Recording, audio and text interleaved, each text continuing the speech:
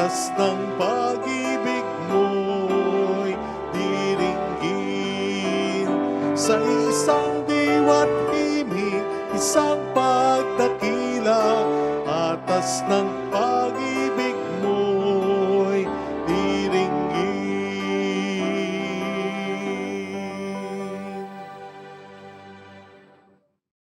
Sa ngalan ng Ama at ng Anak ng Espiritu Santo, Amen. sumainyo ang Panginoon. At sumayo rin. Ngayon po ay pinagdiriwang ng ating inang simbahan ang kapistahan ng Panginoong Hesukristo bilang walang hanggang at dakilang pare. Upang tayo maging marapat sa misang ito, halina't magsisimula para sa ating mga kasalanan at pagkukulang.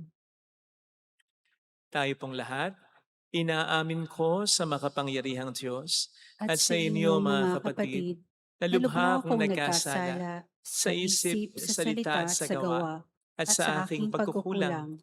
Kaya sinasamo ko sa mahal na Birheng Maria, sa lahat ng mga anghel at mga banal, at sa inyo mga kapatid, na ako'y panalangin sa Panginoong ating Diyos.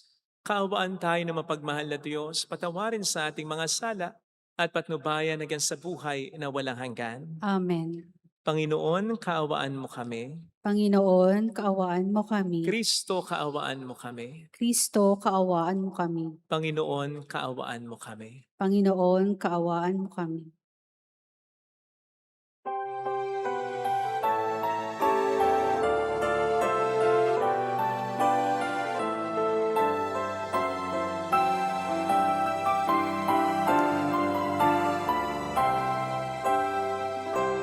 Luwalhati sa Diyos sa kaitaasan,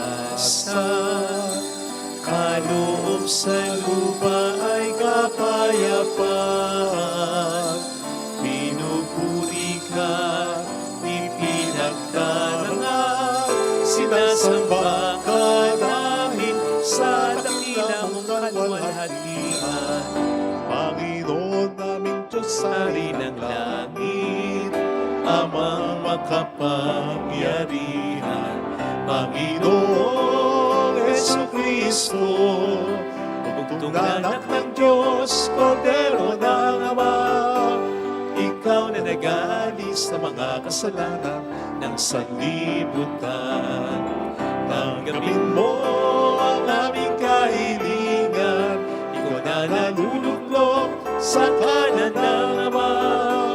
Maawa ka sa amin, ikaw lamang ang banal, Panginoong Hesukristo, kasama ng Espiritu, sa luwalhati ng Ama. Amen, Amen, Amen, Amen.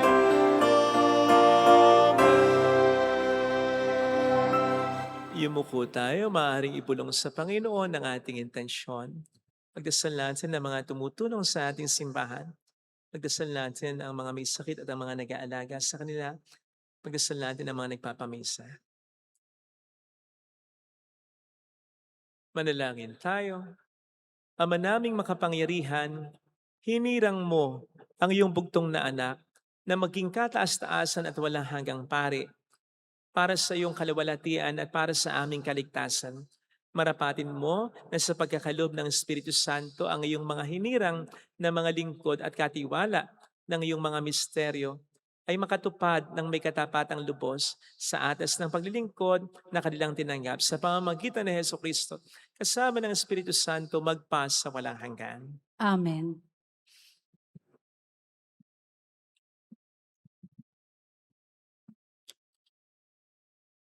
Ang salita ng Diyos mula sa sulat sa mga Hebreo.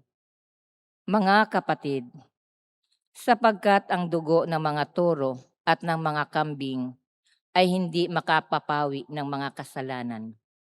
Dahil diyan, nang si Kristo'y manaog sa sanlibutan, sinabi niya sa Diyos, ang mga hain at handog ng mga hayop ay hindi mo ibig, kaya't inihanda mo ang aking katawan upang maging hain. Hindi mo kinalugdan ang mga handog na susunugin at ang mga handog dahil sa kasalanan. Kaya't aking sinabi, Narito ako, O Diyos, upang tupdin ang iyong kalooban, ayon sa nasusulat sa kasulatan tungkol sa akin. Sinabi mo na niya, hindi mo inibig o kinalugdan ang mga hain at handog sa mga hayop, mga handog na susunugin at mga handog dahil sa kasalanan. Bagamat ito'y inahandog ayon sa kautusan. Kaya sa kanya sinabi, narito ako upang tupdin ang iyong kalooban. Inalis ng Diyos ang unang handog na pinalitan ng handog ni Kristo. At dahil sa kanyang pagsunod sa kalooban ng Diyos, nilinis tayo ni Hesukristo sa ating mga kasalanan sa pamamagitan ng minsang paghahandog ng kanyang sarili at iyo'y sapat na. Ang salita ng Diyos. Salamat sa Diyos. Handa akong naririto upang sundin ang loob mo. Handa akong naririto upang sundin ang loob mo. Ang mga panghandog, pati mga hain, hindi mo naibig sa damba na dalhin, upang yaong salay iyong patawarin. Sa halip, ang iyong kaloob sa akin, ay ang pandinig ko upang ikay dinggin. Handa akong naririto upang sundin ang loob mo. Kaya ang tugon ko, ako'y naririto, nasa kautusan ang mga turo mo. Ang nais kong sundi iyong kalooban, aking itatago sa puso ang aral. Handa akong naririto upang sundin ang loob mo. Ang pagliligtas mo'y ipinagsasabi, di ko inilihim sa aking sarili. Pati pagtulong mo at pag-ibig na tapat, sa mga lingkod mo'y isinisiwalat. Handa akong naririto upang sundin ang loob mo.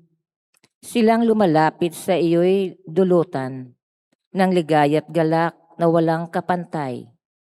Bayaang sabihin, ang puon ay dakila, na nangaghahangad maligtas na kusa. Handa akong naririto upang sundin ang loob mo.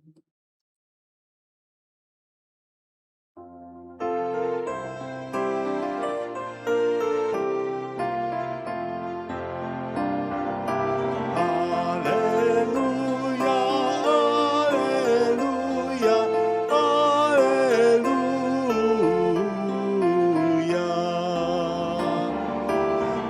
Alleluia, alleluia, alleluia.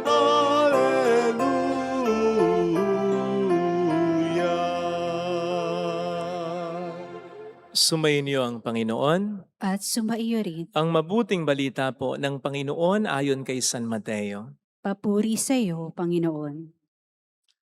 Noong panahong yon, isinama sila ni Jesus sa isang lugar na tinatawag na Getsemane. Sinabi niya sa kanyang mga alagad, dito muna kayo, mananalangin ako sa dako roon. Ngunit isinama niya si Pedro at ang dalawang anak ni Zebedeo. At nagsimulang mabagkabag at maghirap ang kanyang kalooban, sinabi niya sa kanila, ang puso ko'y tikib ng hapis na halos ikamatay ko. Maghintay kayo rito at makipagpuyat sa akin. Pagkalayo ng kaunti, nagpatira pa siya at nanalangin, Ama, kung maaari layo mo sa akin ang kalis ng paghihirap na ito. Gayunman, huwag ang kalooban ko, kundi ang kalooban mo ang mangyari. Nagbalik siya at dinatnan niyang natutulog ang tatlong alagad. Sinabi niya kay Pedro, talaga bang hindi kayo makapagpuyat na kasama ko kahit isang oras man lamang? Magpuyat kayo at manalangin upang huwag kayong madaig ng tukso. Ang espiritu'y nakahanda, ngunit mahina ang laman. Muli siyang lumayo at nanalangin, Ama ko, kung hindi maaalis ang kalis na ito, nang hindi ko iinumin, mangyari ang iyong kalooban. Ang mabuting balita ng ating Panginoon. Pinupuri ka namin, Panginoong Hesukristo. Welcome sa Our Lady of Lazaret Quasay Parish kung saan ayos lang pong umiyak At samahan tayo ng mahal na ina sa pag-iyak at sa pagdarasal upang maging maayos ang lahat. So ngayon nga po ipinagdiriwang ng ating inang simbahan ang kapistahan ni Jesus bilang walang hanggan na dakilang pare. Isipin nga po ninyo kung meron pang titulong mas higit dito. Eternal na great pa. Walang hanggan na, dakila pa. Wala na. Ang dahilan ay sapagkat si Jesus ay Diyos talaga. Kaya sa pagiging pare o tagapamagitan ng Diyos at ng tao, wala nang dadaig, wala nang hihigit pa sa Kanya. Lalo pat dahil sa mismong pagsasakripisyo niya ng sarili niya, ay napaghugpong talaga niya ang nasira na relasyon ng Diyos at tao. Nasira ng kasalanan pero napanumbalik niya. Bukod pa sa ang ginawa niya ay sapat na, sobra-sobra pa nga. Kaya wala na tayong pupwedeng gawin upang ito ay dagdagan pa yung sakripisyong ginawa niya. Kasi wala na nga naman tayong maidadagdag pa at hindi naman din natin kaya na ito idagdagan pa kung sakali man ha. Ganon ka walang hanggan at kadakila si Kristo bilang pare at ang ginawa niya. Wala nang makahigit pa, wala ka nang hahanapin pa. Yun ang sinasabi sa ating unang pagbasa. Sabi dito, nilinis tayo ni Jesus sa ating mga kasalanan sa pamamagitan ng minsang paghahandog ng kanyang sarili at iyo'y sapat na. Gayunpaman sa ating ibanghelyong napakinggan, kung napansin po ninyo, sa kabila ng kanyang pagiging walang hanggan at dakila, hindi siya natakot ni nag-alangan na ipaalam sa kanyang mga alagad at sa Diyos ang kanyang labis na paghapis at pagkabagabag. Sa kanyang mga alagad na nakasaksi ng kanyang kapangyarihan sa salita at sa gawa, noon sabi niya, ang puso ko'y tigib ng hapis na halos ikamatay ko. At sa kanyang ama na nalulugod sa kanya dahil sa lagi niyang pagsunod sa kalooban ng ama, anong sinabi niya? Kung maaari, ialis po sa akin ang kalis na paghihirap na ito. So hindi siya natakot ni hindi niya dininay ang kanyang labis na pagkabagabag. Kahit na po pwedeng ito'y maging dahilan ng pagbabago o pagbaba ng tingin ng iba sa kanya. Naalala ko tuloy yung pag-amin na ginawa ni Kuya Kim Atienza kung bakit ayaw na ayaw niyang sumasali sa mga game show na may question and answer. Dahil baka nga naman daw may itanong sa kanya na hindi niya masagot. Sabi niya ito, takot nga ako sumali sa mga game show eh. Maski yung Family Feud, talagang ilang pilit sa akin ni Dong bago ako sumali yan. Dahil natatakot ako. Dahil pag nagkamali ako, trending. Hindi pwede magkamali si Kuya Kim to expect you to be perfect all the time. I'm not perfect. I'm human. Kilala nga naman siya bilang trivia king na maraming alam. Kaya may pressure kung mananalo siya, parang expected na. Pero kung matatalo siya, kung meron siyang mga tanong na hindi masasagot, pwede siyang mag-trending, mabash sa social media. May katwiran nga naman siya, lalong-lalo na sa mundong ito, na para sabihing magaling ka, dapat di ka nagkakamali.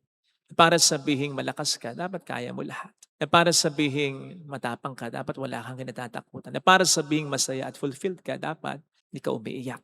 Kaya marami ang natakot na magkamali at nahihiya na ipakita ang mga kahinaan nila.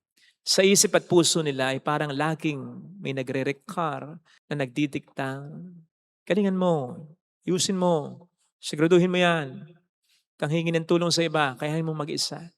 Kasi natatakot sila na bumaba ang tingin sa kanila ng iba. So what happens is people hide their pains, their fear, their grief, their anxiety, which of course is not healthy. Sapagkat habang tinatago natin ito at kinukuble, mas hihina tayo, mas matatakot tayo, mas mapaparalisa tayo, mas hindi tayo makagagalaw ng malaya, mas malulungkot tayo. Tama nga yung sabi ni Kuya Kim.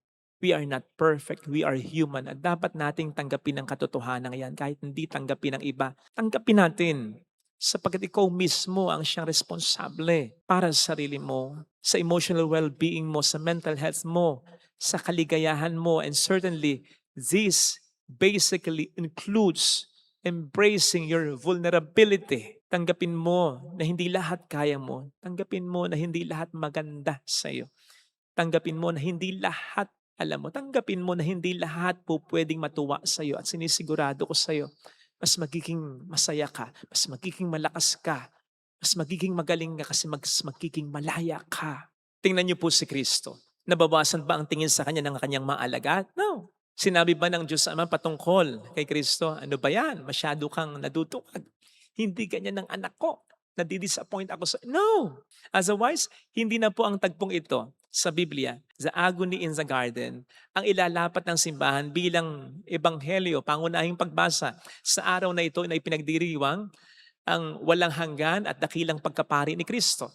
So ito pa ang pinili na maging mabuting balita para sa araw na ito sapagkat yung pagiging honest dito ni Kristo sa kanyang mga disipulo, lalong-lalo na sa Diyos, ay hindi bumawas ng kahit konti, kundi nagpadagdag pa ng kanyang pagiging pare, ng kanyang pagiging walang hanggan at dakilang tagapamagitan ng Diyos at tao. Sabi nga po sa letter to the Hebrews kung saan din kinuha ang ating unang pagbasa, 4:15, "For we do not have a high priest who is unable to sympathize with our weakness, but one who in every way, in every respect, has been tempted as we are, yet without sin." Kaya walang hanggan at dakilang pagkapari ni Kristo sapagkat unang-una siya Diyos na totoo at naging tao rin namang totoo na naramdaman, naintindihan ang karanasan natin bilang mga tao liban sa kasalanan. And that's because Jesus embraced His weakness or our weaknesses. At yun ay naging parte ng kanyang greatness. Kaya sana mga kapatid, huwag tayong matakot na magkamali kung hindi naman natin intensyon.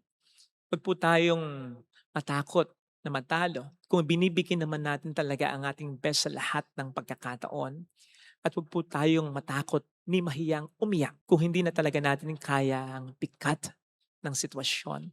Dahil ang pagiging dakila ay hindi naman yung kawalan ng takot, kawalan ng lungkot, kawalan ng kahinaan, kundi yung pananatili pa rin nating lumalaban sa kabila ng takot, lungkot at kahinaan na yan.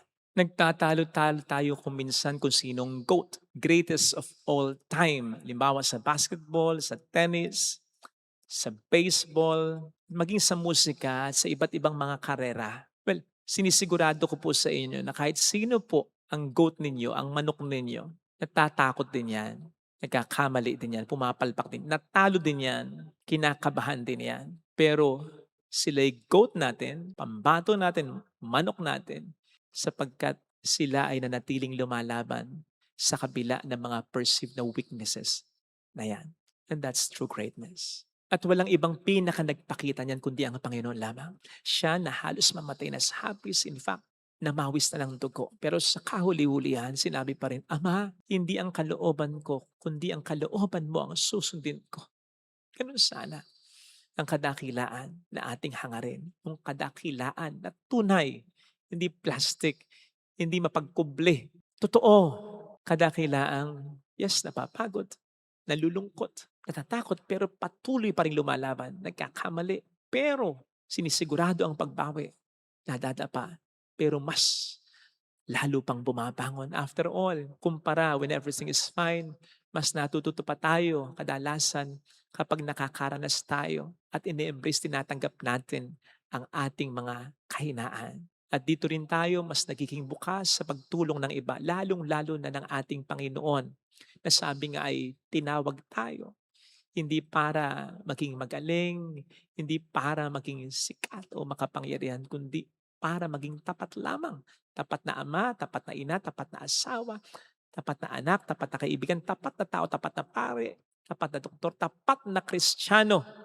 Sapagat that's greatness for God. Not in being successful, but in being faithful. Kaya't ang kadakilaan ay bukas para sa lahat.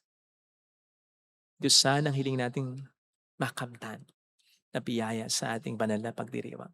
Ilagay natin ang ating kanang kamay sa tapat ng ating puso.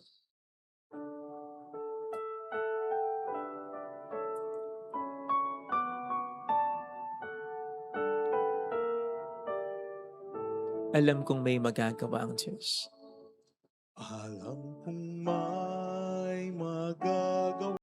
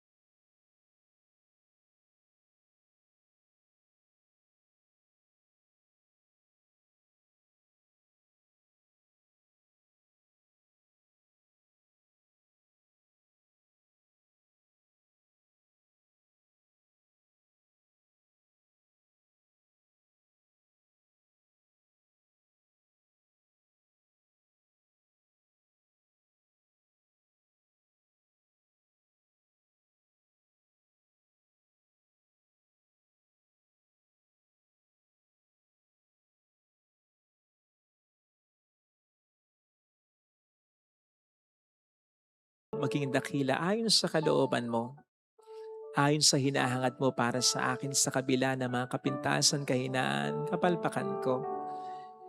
Tulungan mo po akong ibigay lagi ang best ko, nang sa gayon ano man ang mangyari maging panatag ang kalooban ko, na ginawa ko ang lahat.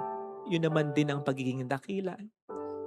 Hindi sa kung ano ang matapos, hindi sa kung ano ang ma-accomplish, kundi yung ibinigay ko ba ang lahat ng aking magagawa para maging tapat na tao, tapat na lingkod mo. Hallelujah! Tapat sa pamilya, tapat sa kaibigan, tapat sa lahat. Hallelujah! Siya ay muling babalik sa atin. Hindi niya tayo iiwan. Hindi niya tayo pababayaan. Paniwalaan natin yan. Mabalik sa atin. Hallelujah! Purihin ang Diyos. Hallelujah! Sa takdang panahon, babalik ang Panginoon upang tayo ay kunin. Tapat siya sa kaniyang mga pangako sa atin. Sabihin mo sa sarili mo, mayroong magandang mangyayari sa iyo. Higit pa sa inaasahan mo, sapagkat mahal ka ng Diyos, pakatandaan. Kung lalapit ka kay Jesus, maaaring matagal, maaaring maging mahirap, pero magiging maayos din ang lahat. Mayroong magandang mangyayari sa iyo.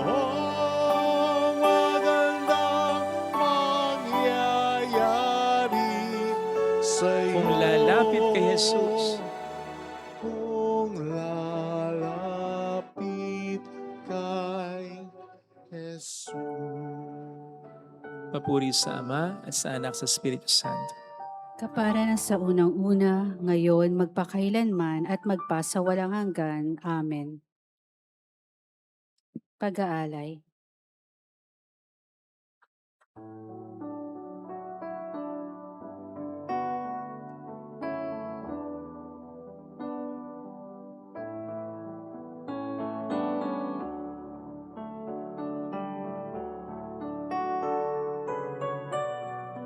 Ang tinapay, tuwang iyong laman,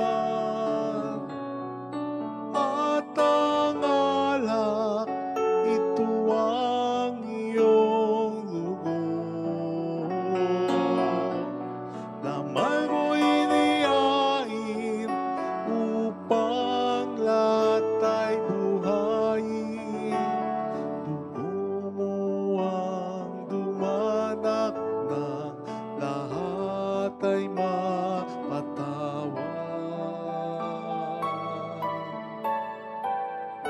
Aming alay sa'yo, Panginoon,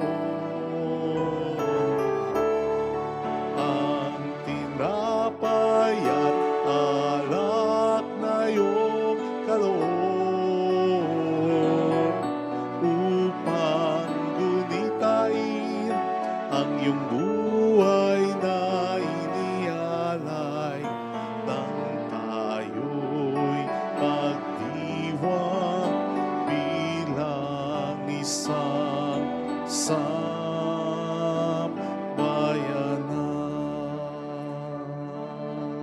Manalangin tayo, pang ating handog ay maging kalugod-lugod sa Diyos Amang makapangyarihan. Tanggapin nawa ng Panginoon itong paghahain sa iyong mga kamay, sa kapurihan niya at karangalan, sa ating kapakinabangan at sa buong sambayanan niyang banal. Ama naming lumikha, ang aming tagapamagitang si Heso Kristo, ang siya nawang tumulong sa amin upang maging kalugod-lugod sa iyo, ang aming mahandog na ito, at kami naway gawin mong kalugod-lugod na hain sa iyo. Sa pamamagitan ni Heso Kristo, kasama ng Espiritu Santo magpasa walang hanggan. Amen. Sumainyo ang Panginoon, At sumayo rin, itaas sa Diyos ang inyong puso at diwa. itinaas na namin sa Panginoon. Pasalamatan ng ating Panginoong Diyos. Marapat na siya ay pasalamatan. Ama naming makapangyarihan, tunay ngang marapat na ikaw ay aming pasalamatan sa pamamagitan ni Heso Kristo na aming Panginoon. Sa paglukob ng Espiritu Santo, ang iyong anak ay naging lingkod mo upang maihain ng bagong tipang walang hanggan at ang pagganap nito'y mapasa iyong sambayanan. Itinatampok niya kaming sambayanan mo upang kami makapaglingkod sa iyo. Ipinamana niya ang kanyang ginampanan sa mga hinirang at pinatungan ng mga kamay sa pagkasalo sa huling hapunan at paghahain ng anak mong muling nabuhay ay pinangunguluhan ng mga hinirang para magmalasakit sa iyong angkang. Dinudulutan ng salita mo at pagkaing bumubuhay.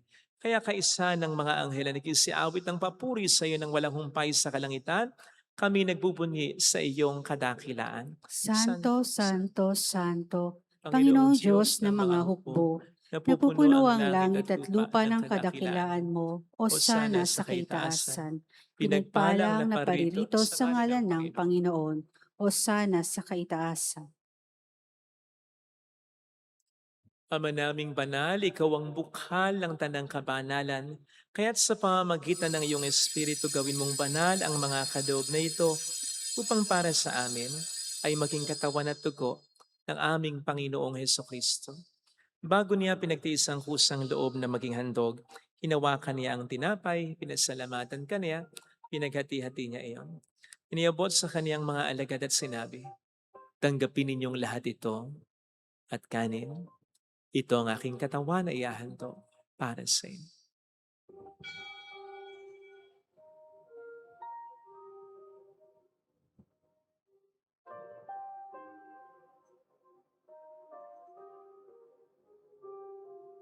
Gayun din naman nang matapos ng hapunan, hinawakan niya ang kalis, muli kaniyang pinasalamatan. Iniabot niya ang kalis sa kaniyang mga alagad at sinabi, tanggapin ninyong lahat ito at inumin. Ito ang kalis ng aking dugo ng bago't walang hanggang dipan. Ang aking dugo na ibubuhos para sa inyo at para sa lahat sa ikapagkapatawad ng mga kasalanan. Gawin niyo ito sa pag-alala sa akin.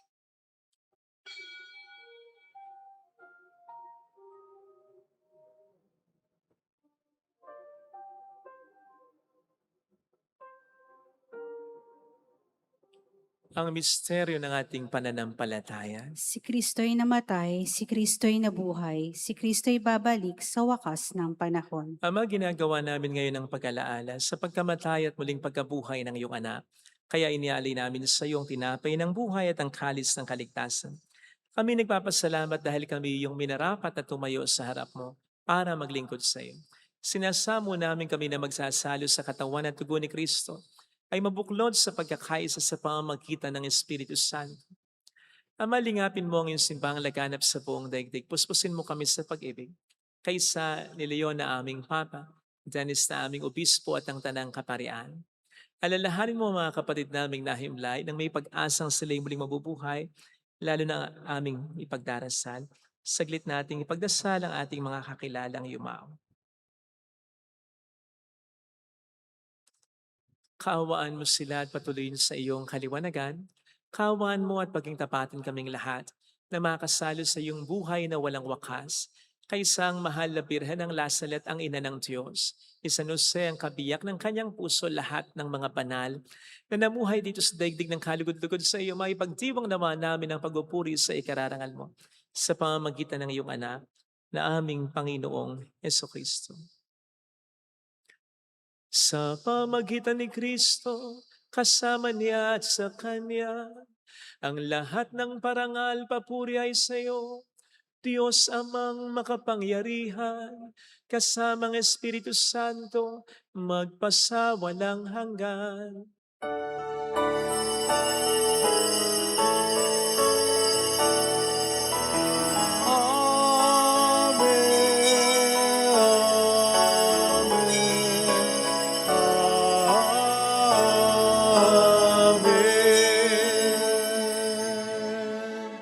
Tumawag tayo sa Ama.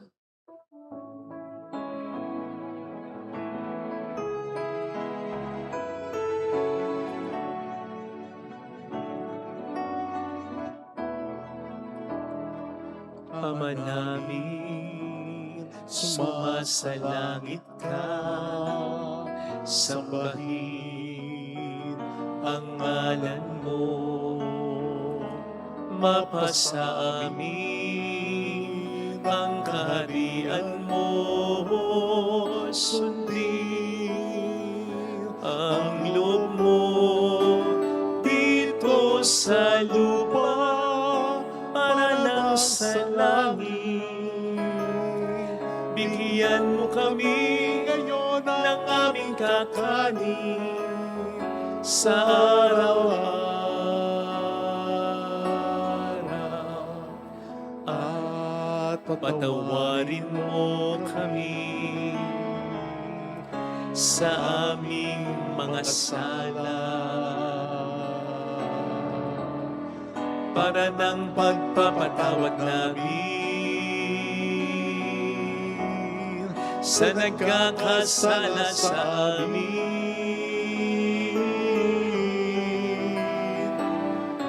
At huwag mo kami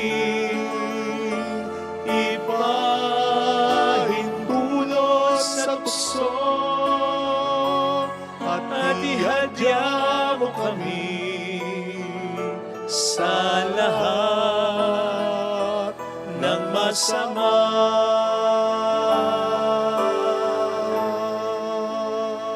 Iniling namin kami adya sa lahat ng masama, pagkalooban ng kapayapaan na araw-araw iligtas sa kasalanan, samantalang aming pinaghahandaan ang dakilang araw ng pagpapahayag ng tagapagligtas naming si Hesus Kristo.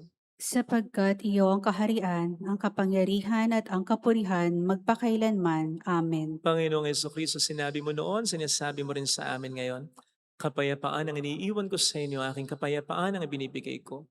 Tunghayin mong aming pananampalataya, wag ang aming pagkakasala. Pagkalooban mo kami ng kapayapaan at pagkakaisayon sa iyong kalooban, kasama ang Espiritu Santo magpasa walang hanggan. Amen. Ang kapayapaan ng Panginoon ay sumainyo nawang lahat. At sumaiyo rin. Magbigayan tayo ng kapayapaan sa isa't isa. Kapayapaan po. Peace be with you. Kordero ng Diyos Na na nag-aalis nag-aalis sa ng mga kasalanan ng sanlibutan, maawa ka sa amin. Kordero ng Diyos na nag-aalis ng mga kasalanan ng sanlibutan, maawa ka sa amin. Kordero ng Diyos na nag-aalis ng mga kasalanan ng sanlibutan, ipagkaloob mo sa amin ang kapayapaan. Narito sa harap natin ng Panginoon ang ating buhay at kaligtasan. Mapalad tayong inaanayahan. Panginoon, hindi ako karapat-dapat na magpatuloy sa iyo, ngunit sa isang salita mo lamang ay gagaling na ako.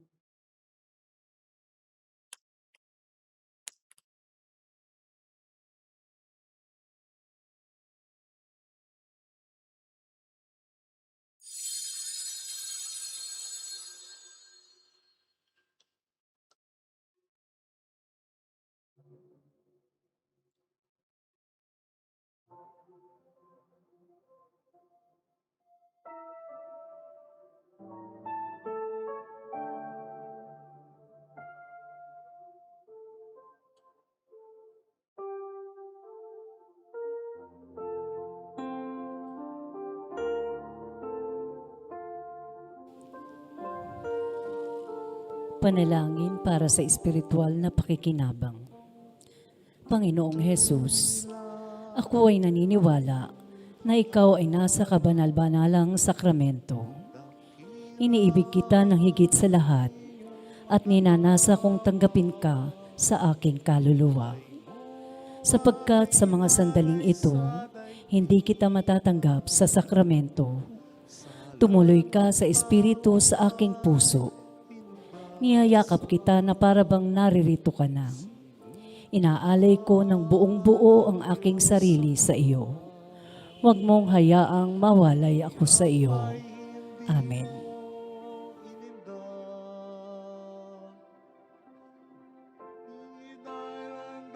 Ay inihanda ang pag-asa iyong ipinla, O Kristo, aming Panginoon.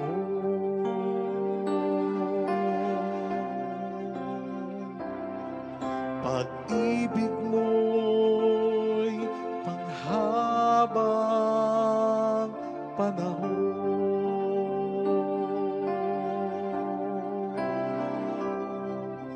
Hari kang laging tumutugon, hari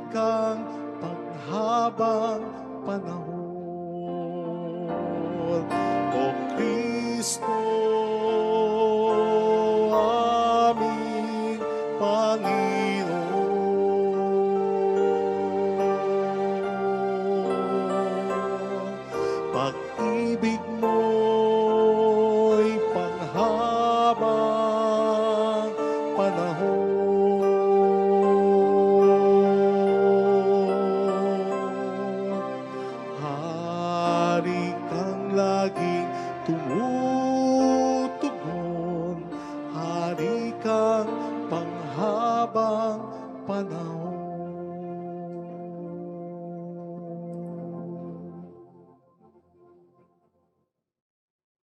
Manalangin tayo. Ama naming mapagmahal, magdulot nawa sa amin ng ibayong buhay, ang banal na paghahain na aming pinagdiwang at tinanggap, upang sa aming matibay na bigkis ng pagkamahal sa iyo, kami manatiling nagbubunga sa buhay na nagtatampok sa amin, sa buhay na walang hanggan. Sa pamamagitan ni Jesucristo, kasama po ang Espiritu Santo magpasa walang hanggan. Amen. Holy God, Holy Mighty One, Holy Immortal One. Have mercy on us and on the whole world. Holy God, Holy Mighty One, Holy Immortal One. Have mercy on us and on the whole world. Holy God, Holy Mighty One, Holy Immortal One. Have mercy on us and on the whole world. Jesus, King of Mercy, We trust in you. alalahanin, Alalahanin ng mahal na Birhen ng Lazaret, ina ng pag-asa. Ikaw ang nagpaalala sa aming magbalik loob sa Ama. Ito ang nagpapatunay ng kagandahang loob mo'y nananatiling busilak sa pag-aaruga mo sa amin, tungkulin mo'y tinupad. Sa paanan ni Kristo'y itinuring mo kami mga tunay mong anak. Kaya ninais mong ni Isra'y huwag mapahamak, maging sa iyong walang tigil na pananalangin, pati luhay pumatak. Huwag naman mawala ng saysay ang iyong paghihirap. Hiling nawa namin sa iyo o aming inaliyag, na matapos ang pakikibaka namin sa mundong ito at sa pananatili naming tapat kay Kristo, sa kapurihan mo'y makibahagi kami ganap, upang kung nasaan ka ngayon ay maparoon din kaming lahat, at ang kaganapan ng kalwalatian ng Diyos Amay tuluyang matupad siya nawa. mahal na Birhen ng Lazaret, kapag kasundo ng mga makasalanan. Ipanalangin mong walang patid kami mga dumudulog sa iyo. Marami pong salamat sa inyong pakikiisa at sa mga tulong na pinipigay po ninyo. Nagiging dahilan para marami din po tayong matulungan. Salamat po sa pagtulong po ninyo sa pagiging pari ko. Salamat po sa tiwala ninyo. Thank you. Lagi naman po naming dinarasal at personal ko rin pong dinarasal na ang Diyos na po ang bahalang magsukli sa kabutihan ninyo.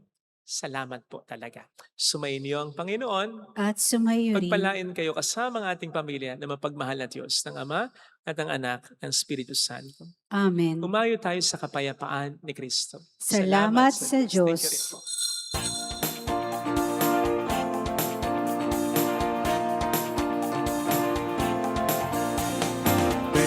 Mary, Mother of the Lord,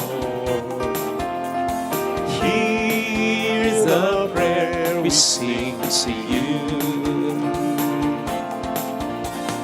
Let your tears sip in our minds and hearts as once they fell at Lazaret. Tell your people how to live again.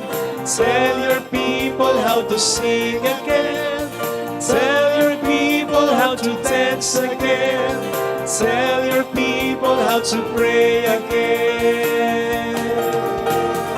Mary, Mother of the Lord, hear the prayer we sing to you. Let your tears sip in our minds and hearts as once they fell at Lazaret.